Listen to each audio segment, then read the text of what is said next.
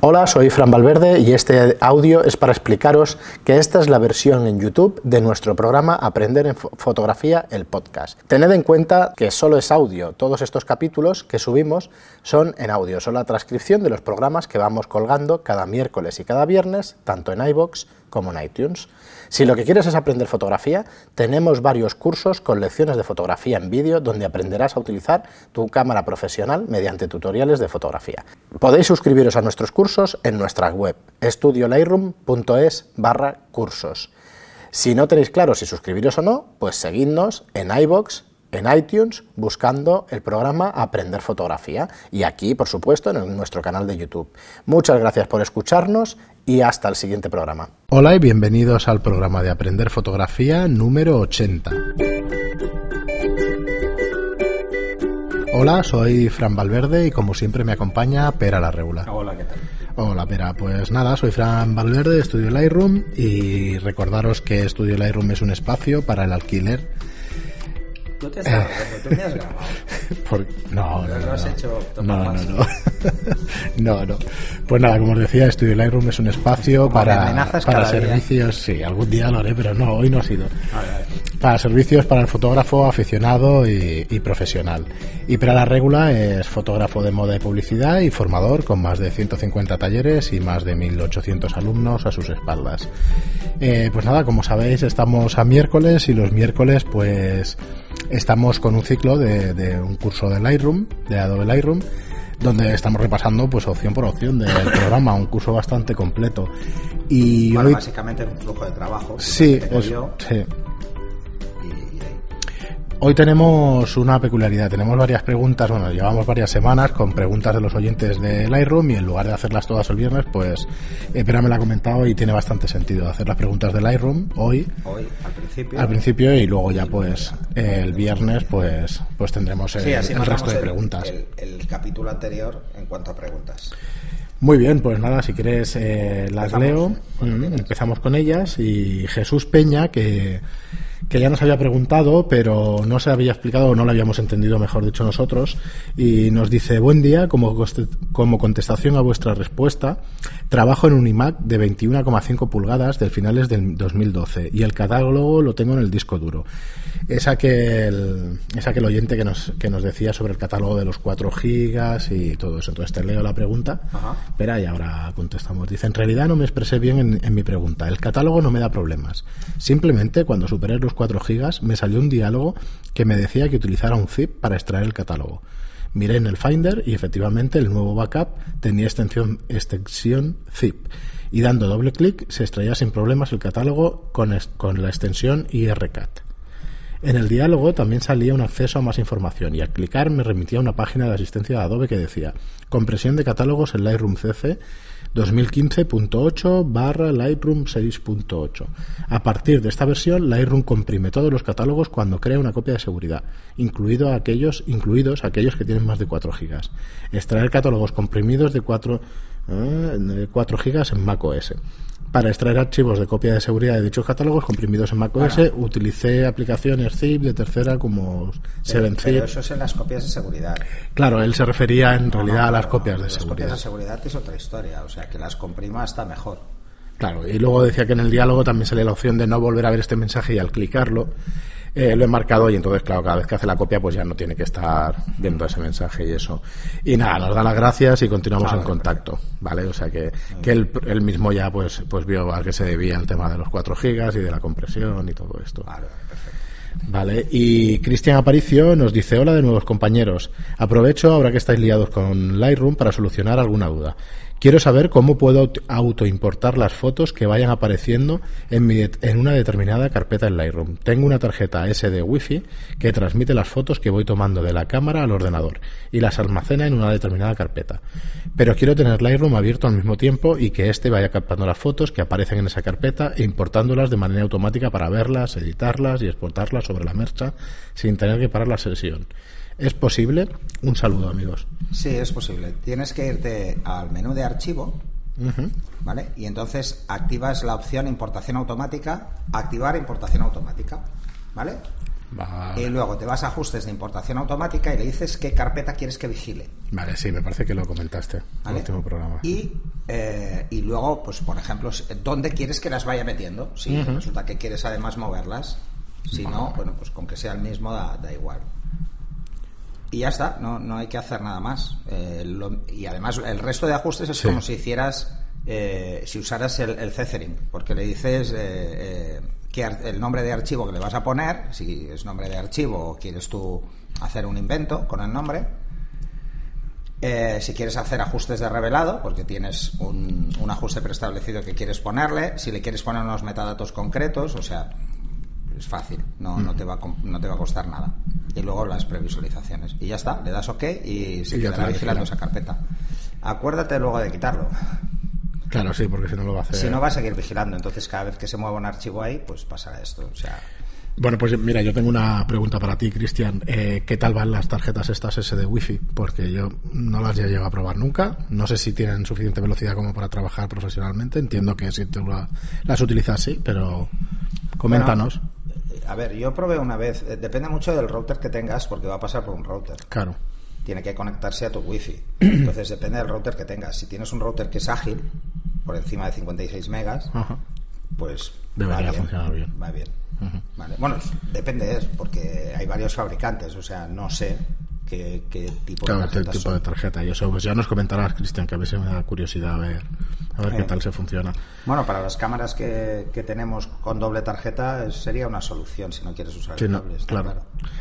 Pero bueno, en teoría debería ir casi como un cable Ethernet, porque las cámaras más modernas, en vez de tener hacer Cethering solo por USB, también tienen la opción de hacerlo por LAN. Entonces puedes poner un 100 base T, un RJ45 que es 100 base T, entonces vas a 100 megabits.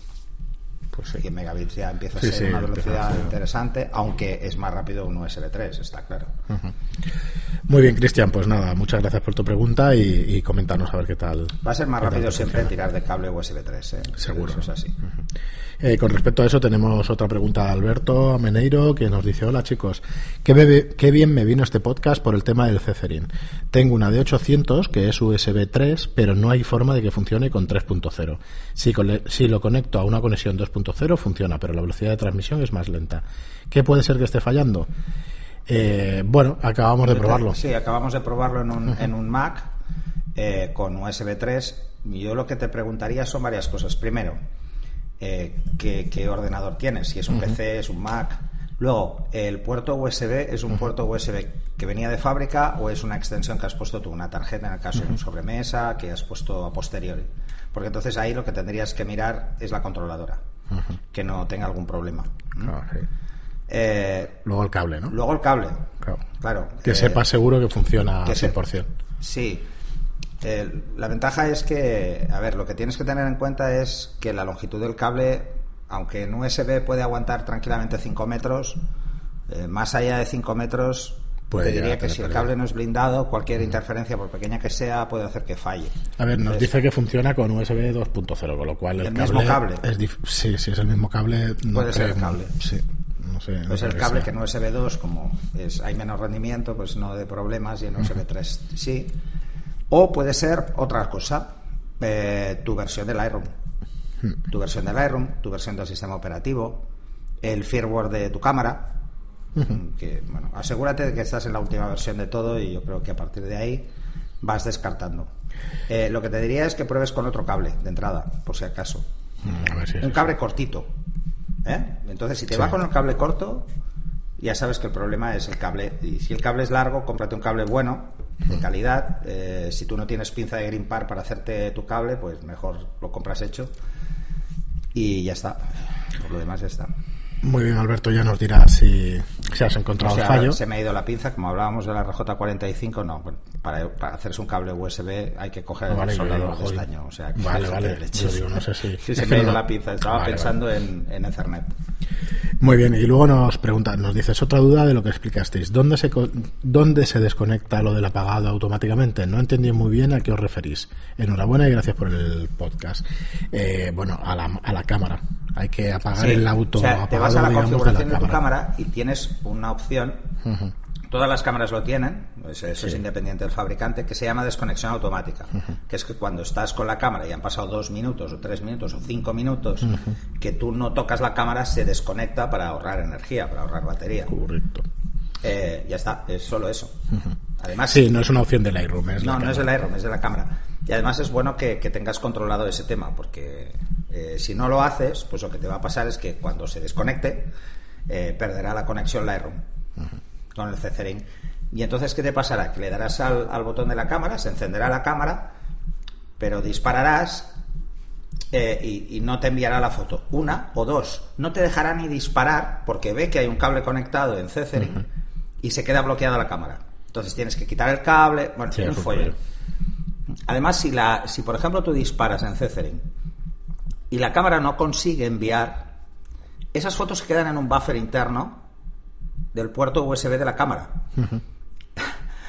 Y entonces cuando conectas intenta enviarlas, o sea, y es la pescadilla. Tienes que apagar la cámara, bueno, un pollo para volver a empezar. Muy bien, no es la mejor solución. Hay que reconocer que, por ejemplo, otros sistemas como Capture One lo hacen bastante mejor. Bastante mejor. Bueno, poco a poco se pondrán las pilas. En formato medio formato. A partir de ahora lo diré. Formato medio, traducción, medio formato. Ya lo dijiste. Directa del inglés o no. Se usan puertos Firewire, por ejemplo, 800, 400. Todas las cámaras de medio formato tienen. Entonces, la conexión también es mucho más rápida que un USB 2. Que un USB 3 no, pero que un USB 2 sí. Bueno, por suerte ya ha salido el 3, el USB 3, a mí me parece un gran invento. Menos mal, era ahora. Ya tocaba, porque con el tema de Thunderbolt, Mac sigue dando caña, porque sigue yendo más rápido un Thunderbolt y se nota. Siguen teniendo Thunderbolt. Puedes tener discos además en paralelo en Thunderbolt, conectados uno a uno, y luego al final conectados al monitor. Thunderbolt o Thunderbolt, ahora ya Thunderbolt. No sé. Vale, yo digo Thunderbolt. Mola más, ¿no? Es que sí. Igual es por aquella serie de dibujos que se llamaba. No sé, pero es que la verdad es que los de el Mac, otro día, como me dio por... los Apple sacan cada nombrecito que... Sí, bueno, Thunderbolt. Sí. No, esa conexión es muy rápida, además, como puedes conectar en paralelo. Y luego al final de la cadena yo tengo conectado el segundo monitor. O sea, y es ágil, es muy ágil. Muy bien, pero pues bueno, estas son las preguntas que teníamos de Lightroom, más cortitas y eso, y vamos a empezar. Al principio empezábamos con el módulo revelar. Sí, vamos a empezar con el módulo de mayor peso específico dentro de Lightroom. En este capítulo haremos un repaso general de todos los paneles para que os ubiquéis. Y luego iremos viendo opciones concretas, ¿vale? Ahora haremos un repaso, por eso no me voy a parar en cada tema, porque si me paro en cada tema no veremos esta visión. Claro. Y luego sí, nos pararemos, haremos prácticamente capítulo no monográfico, pero casi, por cada uno de estos temas. En primer lugar, lo que os quería decir es, antes de meteros en el módulo de revelar, es bueno que tengáis pensado de alguna forma un ajuste preestablecido. ¿Qué quiere decir? Los ajustes preestablecidos ya están en el menú de revelar y podéis definir esos ajustes por defecto. Entonces estos ajustes por defecto se grabarán para cada cámara diferente, no para cada cámara número de serie, sino para cada modelo de cámara. Que eso es una ventaja. Si tenéis 2 cámaras iguales, pues tendrán los mismos ajustes las 2. Luego podríais hacerlo por número de serie y otras cosas, pero en este caso eso es fantástico. Entonces, ¿cómo se hace? Es muy, muy, muy fácil. Lo digo porque es bueno que lo hagáis de entrada, porque si os gusta revelar unas fotos y ya no tener que hacer un trabajo tedioso de, por ejemplo, siempre le pongo tal máscara de enfoque, siempre le obligo a que me haga la corrección de lente y una serie de cosas, o el perfil de color, que luego los veremos, pues una vez tengáis una foto en pantalla con los ajustes que queréis darle, los ajustes de revelado, de cámara RAW básicamente, que es lo que veremos luego, que es el panel derecho, pues por ejemplo le damos, oye, le voy a poner una máscara de enfoque concreta, le voy a poner que además me haga la corrección de lente y le voy a poner que me use el perfil Adobe Standard, por ejemplo. Pues os vais aquí a revelar y le dais definir ajustes por defecto. Os saldrá un mensaje para cambiarlos. Y son los que se utilizarán en Lightroom y Camera Raw. Vale. Así que si, por ejemplo, cargáis un archivo RAW fuera de Lightroom, le dais doble clic para abrirlo, le va a poner los mismos ajustes que haría si lo hicierais por Lightroom. Y es una ventaja, ¿vale? Porque os ahorra un trabajo de entrada bastante interesante. Y luego os dice el modelo de la cámara. Ojo, queda claro que voy a cambiar los ajustes para este modelo de cámara. Esto es importante porque si tenéis más de una cámara y habéis, que esto ya lo hablaremos más adelante, y habéis hecho una calibración de color con carta de color para vuestra cámara y las habéis metido en las calibraciones, esto lo podéis hacer con el X-Rite, por ejemplo, cada cámara puede tener su corrección de color asociada. Entonces, si tenéis 3 cámaras que son 3 modelos diferentes, normalmente no os darán los mismos colores, ya lo veréis. Sí.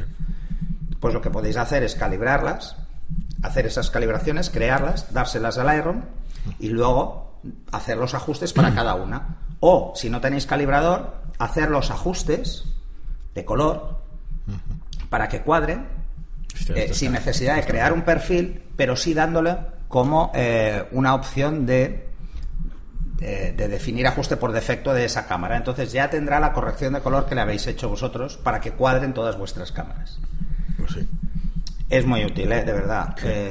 Planteároslo. O sea, no hace falta que tengáis X-Rite, pero si tenéis una carta de color, pues por comparación podéis llegar a hacerlo más o menos que no se noten. Y si lo queréis hacer bien, pues con el software y la tarjeta, pues lo hacéis mucho más ágil, ¿no?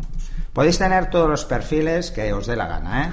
Yo, por ejemplo, para que os hagáis una idea, con X-Rite lo que tengo creado es mi cámara, y mi cámara es diferente si es en estudio o en exterior, ¿vale? Entonces tengo un perfil más o menos fijo, pero como hay una ligera variación me hice 2. Hoy por hoy solo uso uno, que es el que además lo he titulado para que no me pierda, Canon EOS 1DS Mark III y Canon EOS 1D Mark IV. Y ya está. Claro. Y luego el de la 5 no, porque es que la 5 no sé por qué, pero me cuadra con el perfil de todo. O sea, la 5 de clásica me va perfecta con el color.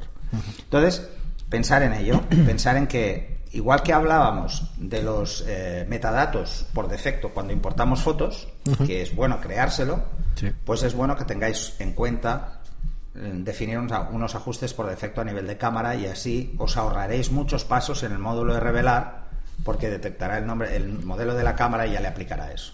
Entonces no le vamos a aplicar la misma máscara de enfoque, por ejemplo, a una cámara de 21 megapíxeles que a una cámara de 13 o que a una de 30.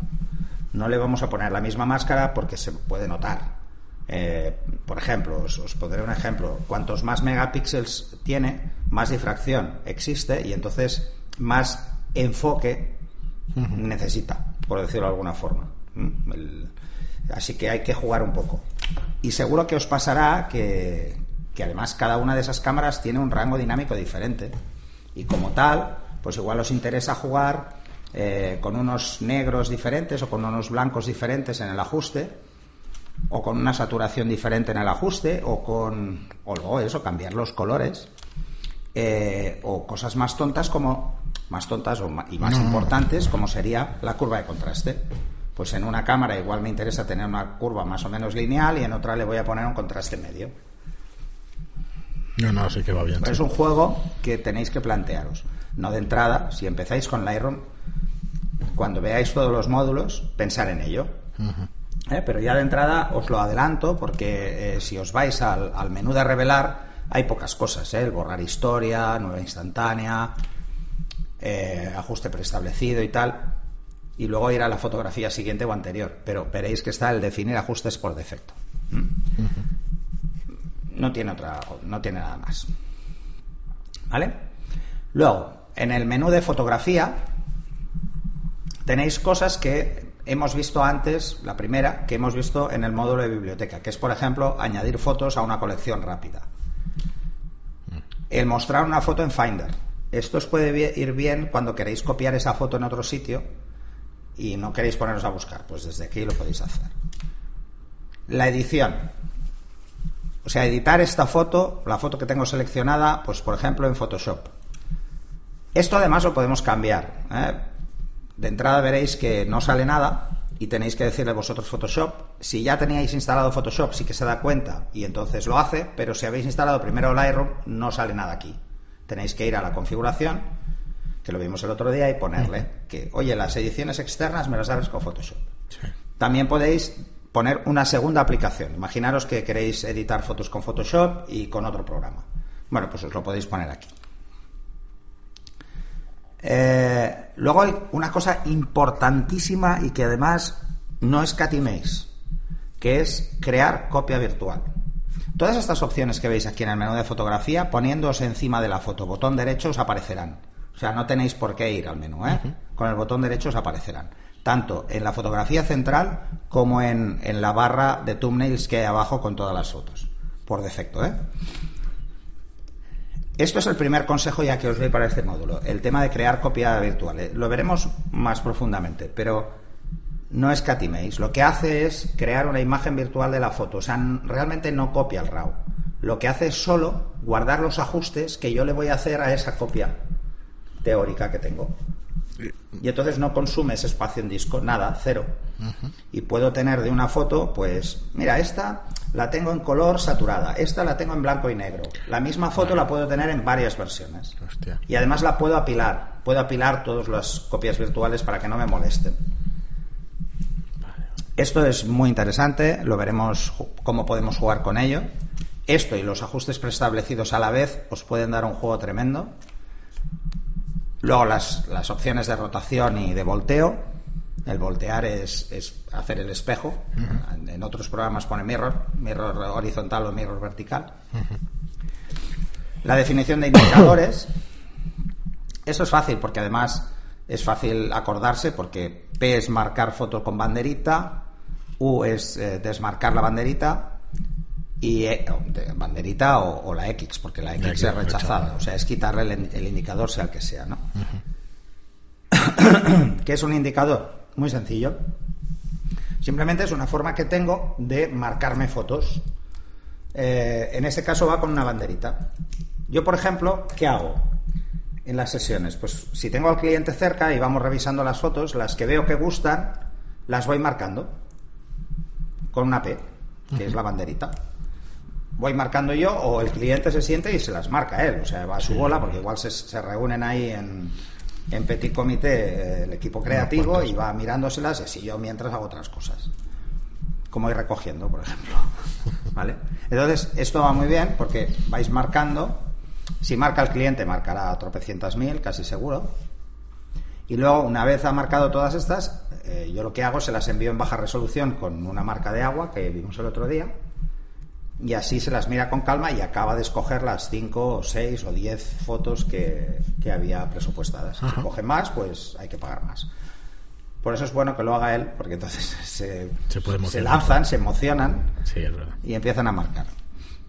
Luego la configuración de la clasificación. Eso es las estrellas. Vigilar con las estrellas, porque las estrellas acaban luego en el EXIF, acaban en la información del archivo, y a mí no me gusta, queda muy feo. Pero en algún caso os puede pasar. Esto está pensado simplemente para decirle, para que según el criterio de entrada, que es algo que es muy difícil, valoréis vuestras fotos, pase 5, del 1 al 5. Ay, pues a esta le voy a dar un 2, a esta le voy a dar un 5. Tío, un 5 es ya una obra maestra, ¿no? Podéis usarlo para esto o podéis usarlo para otra cosa. Podéis usarlo para lo que queráis. Esto y los colores viene a ser lo mismo. Es tener dos juegos separados, que es el siguiente punto, que es la etiqueta de color, roja, tal. ¿Yo qué hago? El 5 puede ser lista para postproceso o para... ¿Yo qué hago? Yo uso la etiqueta roja para marcarme las que voy a editar. Y la lila, es la púrpura, sí, que no tiene número, y a propósito uso esa, para marcar las que ya están acabadas. ¿Vale?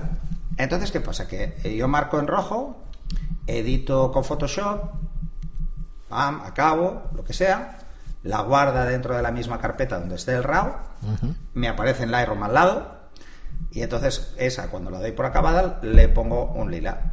Como he abierto de una que ya estaba marcada en rojo, como mínimo va a estar marcada en rojo. Entonces cojo, le pongo púrpura y ya está. ¿Y por qué uso el púrpura? Precisamente porque no se puede desactivar con el teclado. Hay que ir encima del púrpura a quitar el color. Es una forma de asegurarte el tiro de que no la vas a borrar accidentalmente y luego no te aparece en ningún sitio, ¿no? Forzar guardar metadatos de archivo. Esto os puede pasar cuando editáis con programas externos que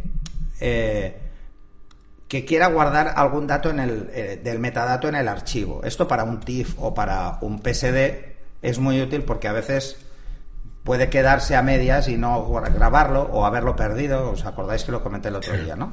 Pues eso es para forzarlo. Y el siguiente, que no tiene opción rápida, es el leer del archivo. Es decirle, oye, léeme lo que tiene. Y lo que tenga de metadatos ahí es lo que quiero, ¿vale? Esto puede ser interesante, por ejemplo, para cargar los metadatos de un archivo que no es vuestro y queréis ver lo que había, pues quién hizo la foto, por ejemplo, si trabajáis con algún colaborador y tal. El quitar fotografía, la siguiente opción de menú. El quitar nos pararemos aquí, en fotografía, nos iremos al de ajustes y haremos el repaso de los valores. El quitar fotografía. Cuando le dais a quitar fotografía, os aparece una ventana que os dice eliminar de disco o quitar. Eliminar de disco, pensar que es lo borro directo. En algunos sistemas operativos o versiones del sistema operativo no pasa ni por la papelera. O sea, ir con cuidado. Y el quitar es solo quitar del catálogo. O sea, no borro el archivo, pero lo quito del catálogo. Es para que no me moleste. Pero pensar que en el disco está. Y luego querréis hacer limpieza y mejor eliminarlos de disco. O marcaros las fotos que vais a descartar en un futuro con una X, sí, y el día que necesitéis espacio, sí, las haces a la vez. Abrís el catálogo y le decís, oye, bórrame todas las marcadas para borrar, que es quizá la forma más interesante de utilizarlo. La opción rápida, que es quitar fotografía del catálogo, es lo mismo que quitar fotografía pero sin la ventana. Es una forma rápida de decir, oye, esta la quito del catálogo. Y el eliminar fotografías rechazadas, las que hemos ido marcando con X, con la banderita negra.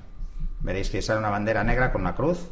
Pues esa, borrar. Pues ahí borraríais todas. Esto, yo cuando lo hago, yo en una sesión voy marcando las que no me gustan y en vez de ir borrándolas una a una, marcas, ¿vale? Que es al final. Quitar fotografía, sale el menú, eliminar de disco, y así una a una es un coñazo, pues me marco todas las que veo que están mal. Pues lo típico, pues, el encuadre es insolucionable, no me ha saltado el flash, 1000 cosas. Pues esas las marco y luego al final cojo y las borro. Y las borro siempre antes de renombrar archivos. ¿Vale?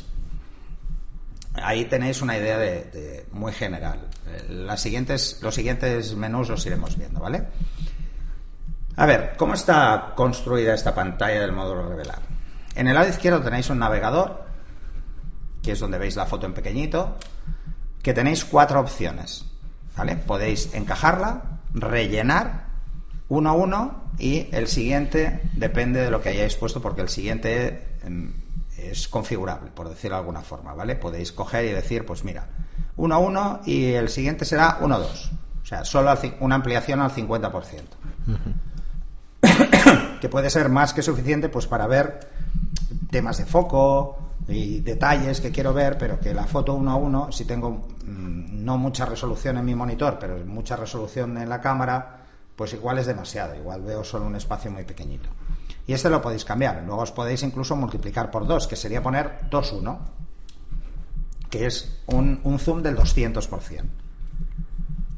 Así que este os lo podéis configurar como queráis, depende del uso que vayáis a hacer, pues podéis poner uno u otro. El encajar es el más habitual, ¿vale? Sí.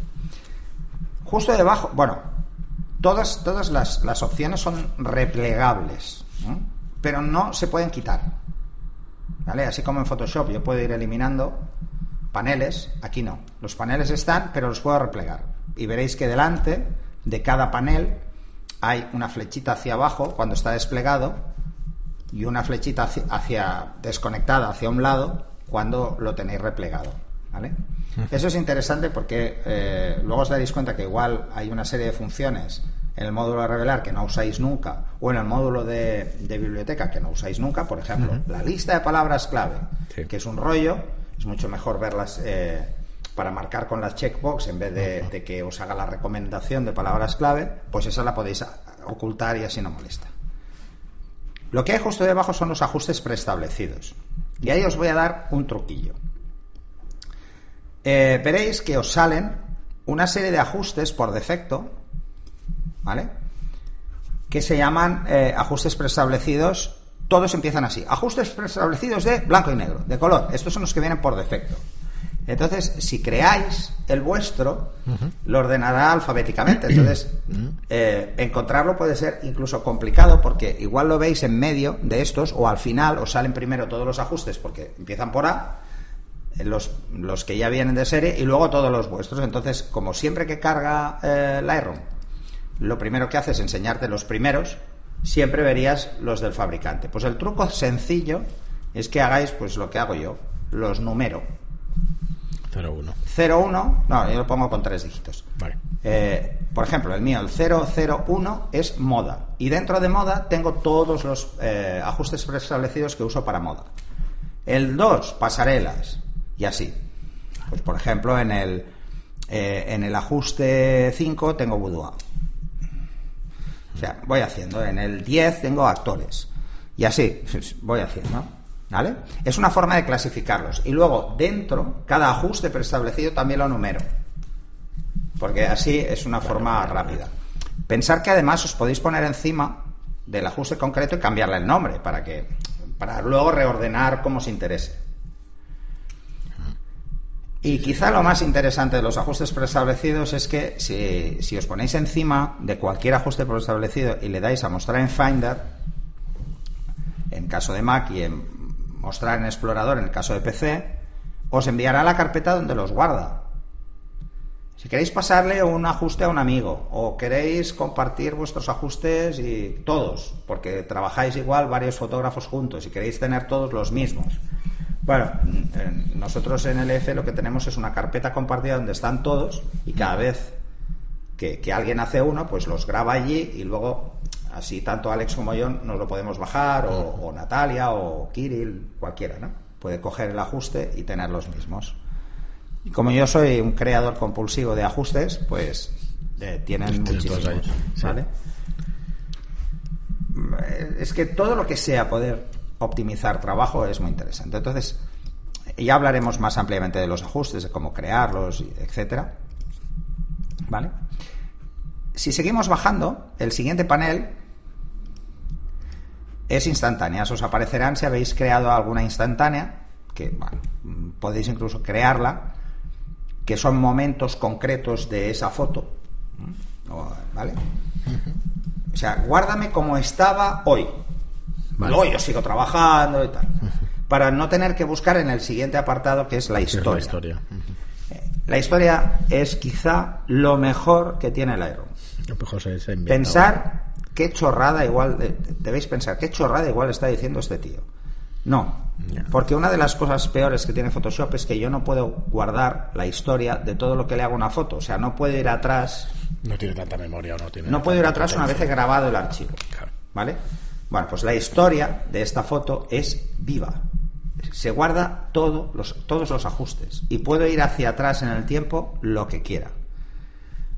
Pero los únicos momentos en los que me pone fecha es cuando importo o exporto. En el resto no. Entonces, claro, yo igual he hecho 3 recortes de una foto y no sé cuál es el que me gustaba más, porque luego he hecho 4 cosas. Bueno, en teoría sería el último, porque para eso lo has dejado. Pero igual dices, sí, ostras, no, pero igual era mejor el anterior. Pues puedes ir ahí. Sí, me ha pasado un montón de veces. Esto es fantástico. Esto, francamente, es fantástico. O, por ejemplo, habéis aplicado un ajuste accidentalmente a una foto y queréis tirar atrás, ¿vale? Pensar que en un ajuste preestablecido igual cambiamos 10 parámetros, sí, unas cuantas cosas, o más. Entonces, claro, acordarse de todos los que tenía ese ajuste sería muy difícil. La historia va muy bien. Sería lo mismo que tenemos en Photoshop, pero la ventaja es que aquí se guarda y siempre está. Y luego las colecciones, que es lo que ya vimos en el módulo de biblioteca, es lo mismo. Es simplemente tienes acceso aquí a crear una colección, o crear una colección inteligente, o crear un grupo de colecciones, que es agrupar varias colecciones en una. Es una forma de clasificar las fotos, ¿vale? Yo puedo crear una colección, marco una serie de fotos, creo una colección, pues por ejemplo digo, interesantes, fotos interesantes de esta sesión, ¿no? Pues creo una colección que se llama interesantes.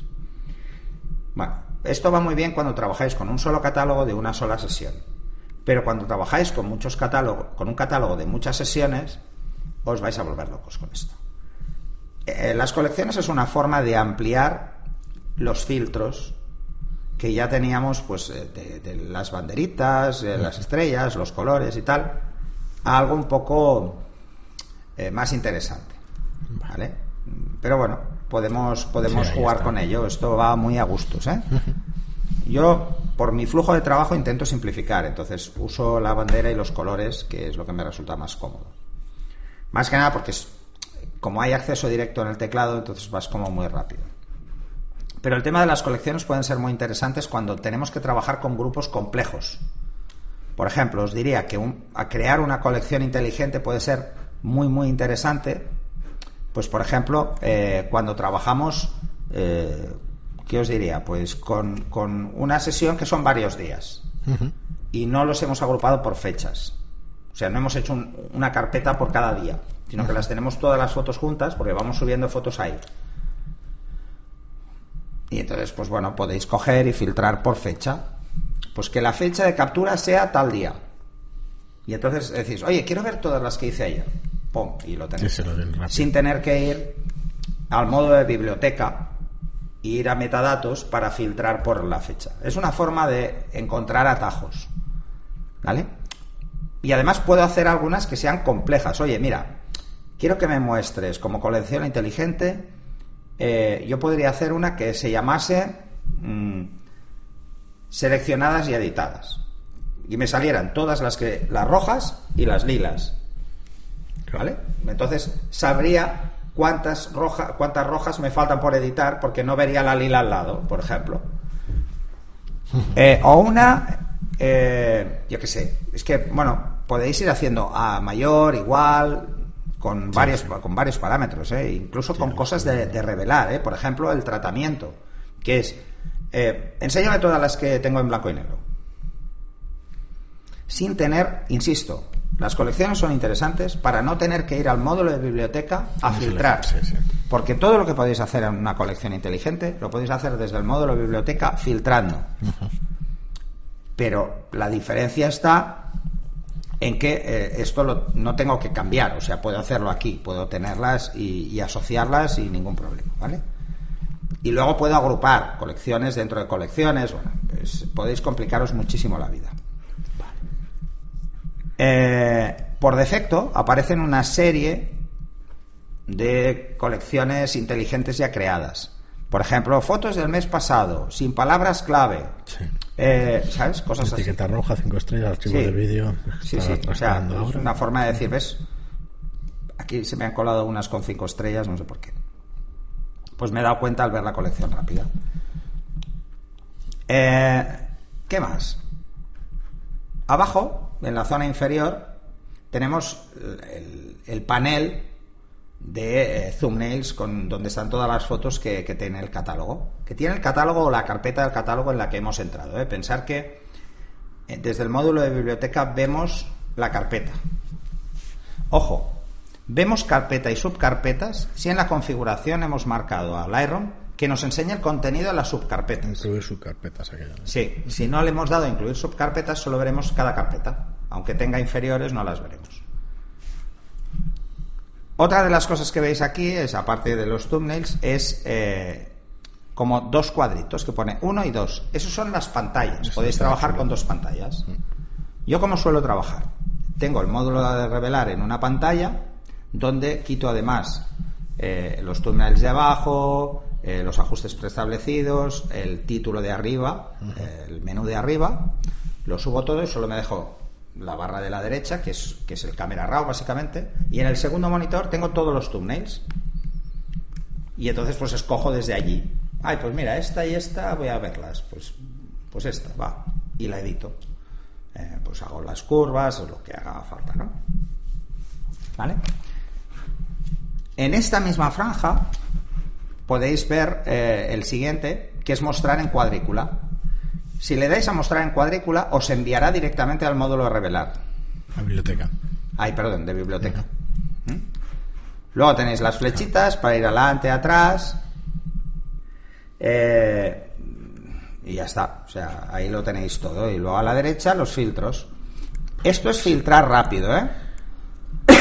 No confundáis estos filtros que hay aquí, que por defecto veréis que pone filtros desactivados, que es la bandera blanca, la bandera de no selección, o sea, las que no tienen bandera, y las que están marcadas con una cruz para borrar. Que además veréis el thumbnail en gris, se ve como perdido. Estos que hay en esta misma línea son filtros. Es un filtrado rápido sin tener que ir al módulo de biblioteca. ¿Vale? Podéis decir, oye, pues muéstrame todas las que tengan bandera blanca y el color rojo. Pues os mostrará ahí solo esas. ¿Vale? Muy bien. Justo después de la foto, o sea, debajo de la foto, perdón. Por eso no confundáis lo que es filtrar con lo que es establecer. Y el establecer está dentro del marco de la foto. Y lo veréis abajo. La primera opción es ver una sola foto. Ver el antes y el después de una foto editada. ¿Vale? Podéis poner foto de referencia, izquierda a derecha. Entonces marcáis, por ejemplo, 2 fotos. Esto es un poco coñazo. ¿Esto para qué sirve? A ver, para estableces cualquier foto como referencia, la arrastras, la pones aquí en el de la izquierda y dices, va, y ahora voy a coger y voy a empezar a mirar fotos y me va a ir cambiando solo la activa, porque igual lo que quiero es ir haciendo ajustes de luz, de color, de lo que sea, partiendo como esa de referencia. Yo la marco para referenciar qué colores o qué luz o tal, y así seguro que voy editando fotos y todas tienen el mismo look, ¿vale? Es una forma de tener una guía al lado. Oye, mira, mi referencia en cuanto al tono de la piel es este.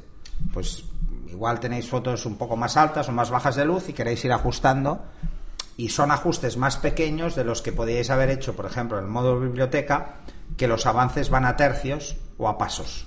Y aquí queremos hacer, oye, no, esto es solo, hay que quitarle menos 0,15 de exposición.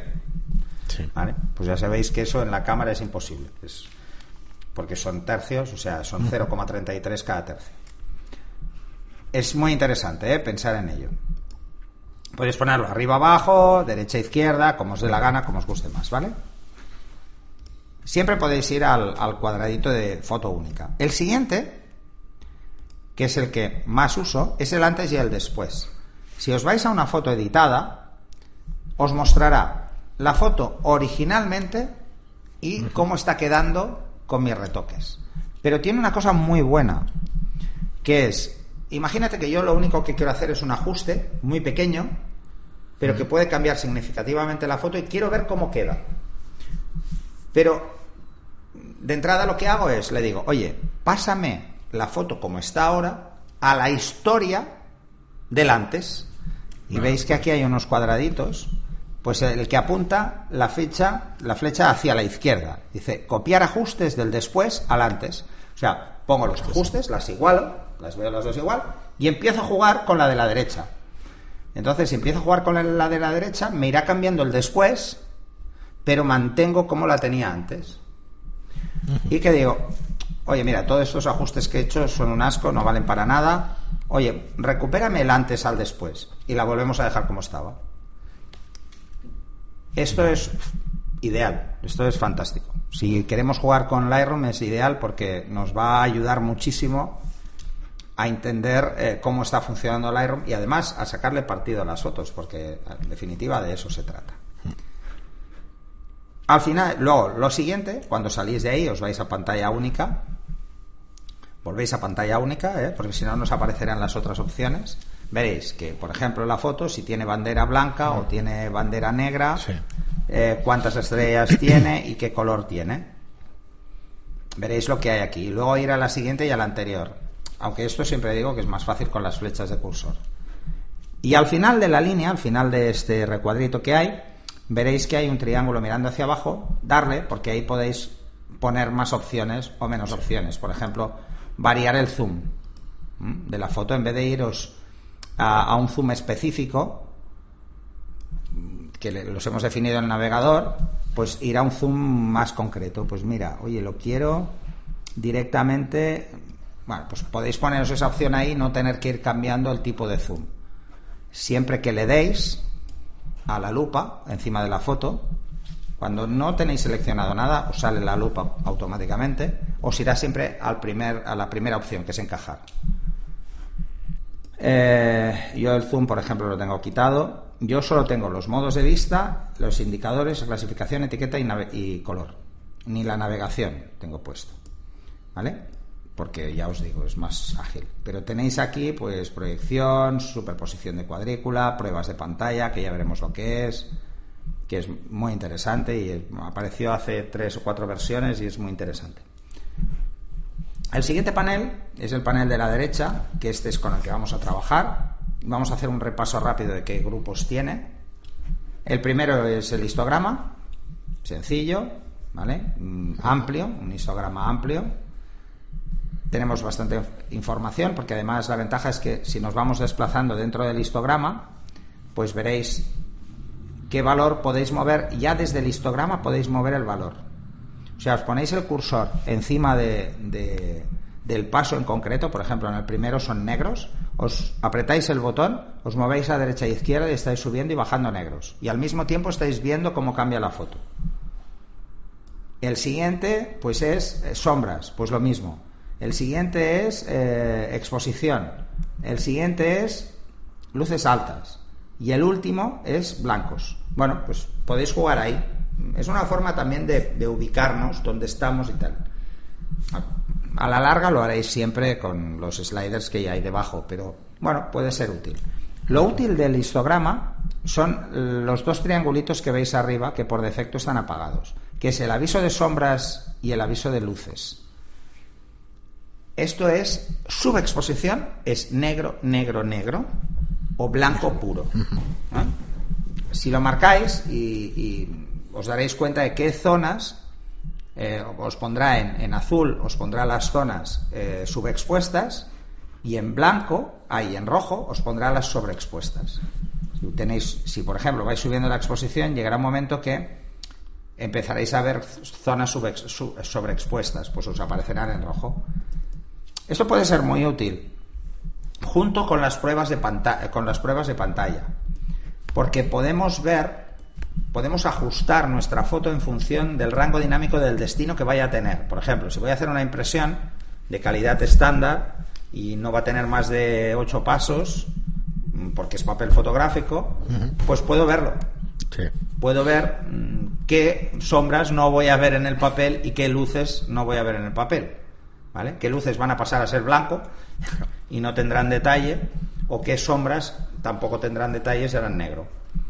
Así que es muy útil, ¿eh? O sea, tomároslo como algo a revisar, aunque lo revisaremos en el curso. Lo siguiente que tenemos es las herramientas, justo debajo, que es el reencuadre, el clonar, que además tiene 2 modalidades, que ya lo veremos, el ojos rojos, el degradado circular. Bueno, podéis jugar con elipses y tal, es para hacer radiales, y los pinceles. Los pinceles son muy útiles, extremadamente útiles. Ya veréis que además podemos jugar luego, crear nuevos pinceles, que yo tengo también lo mismo. Y aquí la misma tontería. Cuando creáis un pincel, ponerle un número, así os costará menos encontrarlo. Yo, por ejemplo, que tengo el apartado 100 son detalles. Entonces, pues tengo un pincel para el cielo, otro para ropa, otro para pelo. Me hago pinceles que son para potenciar detalles.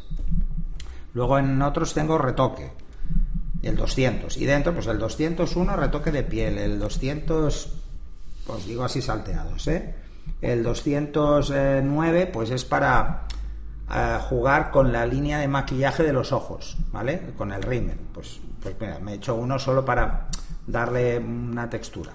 Bueno, pues podéis jugar muchísimo con esto y crear todos los pinceles que creáis. Lo siguiente, como veremos cada uno, sigo, Sí, los siguientes son los ajustes básicos, que son los de Camera Raw, de toda la vida, que es temperatura y matiz, exposición, contraste, altas luces, sombras, blancos, negros.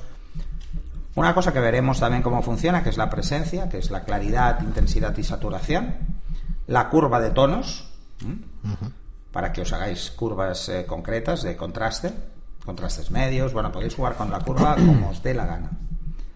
El siguiente apartado son ajustes de color, donde tenemos tono, saturación, luminancia o verlo todo junto, que complica bastante.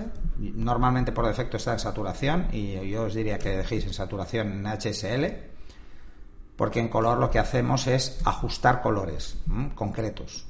Por ejemplo, el rojo, pues quiero más saturación en rojos, menos luminancia, más tono. Bueno, jugamos con todos. Y luego en blanco y negro este es muy útil. Cuando le dais a blanco y negro os pasa la foto a blanco y negro, y aquí por ejemplo podéis jugar con el rojo, el naranja y el amarillo para los tonos de piel. Entonces, no, es que me queda muy gris la foto, pues subimos el naranja y entonces la piel queda más blanca.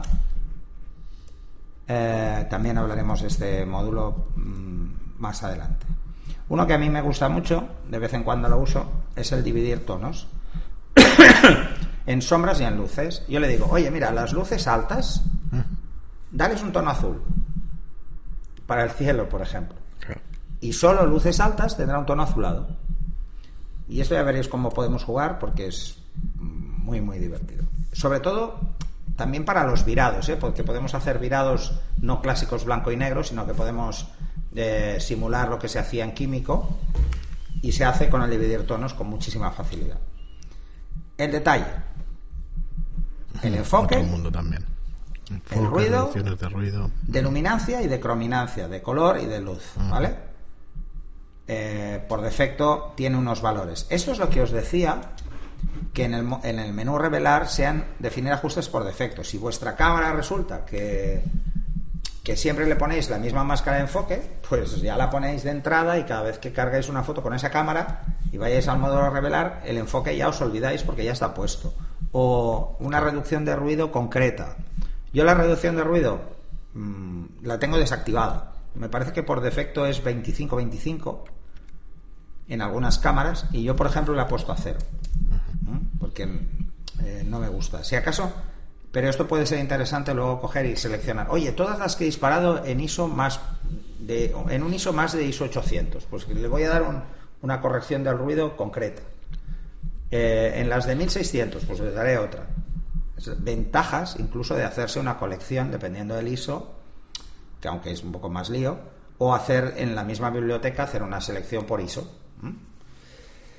El siguiente son las correcciones de lente, que es un módulo bastante interesante, que además ya comenté en el primero que esto, o creo que era una pregunta de un oyente, que esto antes había solo 4 objetivos y ahora hay barbaridades, ¿vale?, de objetivos. Además lo hace muy bien, francamente bien. Las correcciones esféricas las hace muy bien, y las de aberración cromática también.